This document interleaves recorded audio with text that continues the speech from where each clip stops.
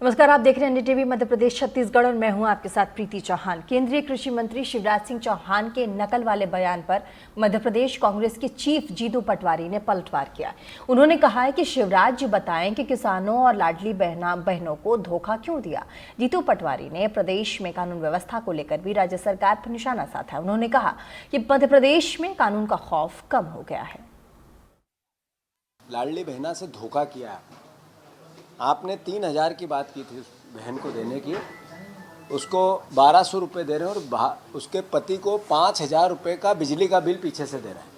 ये बात क्यों नहीं बताई आपने? झारखंड में नकल कर रहे हैं आपकी नकल ये क्यों नहीं हो पा रही है कि यहाँ बिजली के बिल से त्राही त्राही मच गई।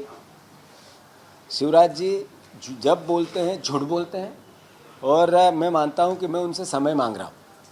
वो मंगलवार को किसानों की समस्याओं को लेके हर बार मिलेंगे।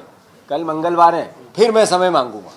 हर मंगलवार को मैं शिवराज जी को एक ट्वीट के माध्यम से और पत्र के माध्यम से समय मांगता रहूँगा। पिछले मंगलवार को मांगा था, अब इस मंगलवार को भी। वो जरा समय तो दे कि वो कितना सच बोलते और कितना झूठ बोलते हैं, उसकी संवाद हो जाएगा। सरकार का खौफ खत्म हो गया। कानून की भावना, हम फांसी लगा देंगे, फास्ट ट्रैक कोर्ट बनवा देंगे, कैसी कैसी बातें शिवराज जी और उनकी सरकार ने की थी, जग जाहिर है। मैं मानता हूं सरकार से अब अपेक्षा नहीं है। कांग्रेस पार्टी एक राजनीतिक दल है, उसका दायित्व सरकार के को आईना दिखाने के साथ साथ जनता की लड़ाई लड़ने के साथ साथ सामाजिक सरोकार का भी है। शिवराज सिंह चौहान साहब एक ऐसे पहले राजनीतिक व्यक्ति है जिन्होंने झूठ बोलने को लेकर इनको कोई ऑस्कर पुरस्कार हो तो मिल सकता। यही मुख्यमंत्री थे जिन्होंने 3100 धान की बात की थी, 2700 गेहूं की बात की थी, अतिथि विद्वानों को नियमित करने की बात की थी।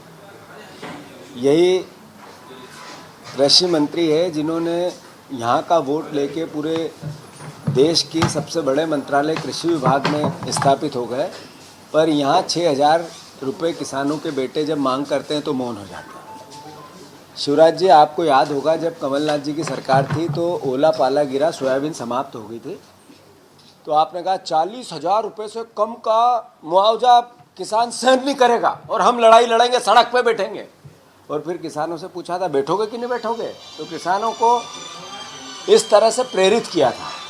शिवराज जी को अब बताना पड़ेगा प्रदेश को कि 40,000 रुपया किसानों को अब मुआवजा मिलना चाहिए कि नहीं, कि सोयाबीन समाप्त हो गई।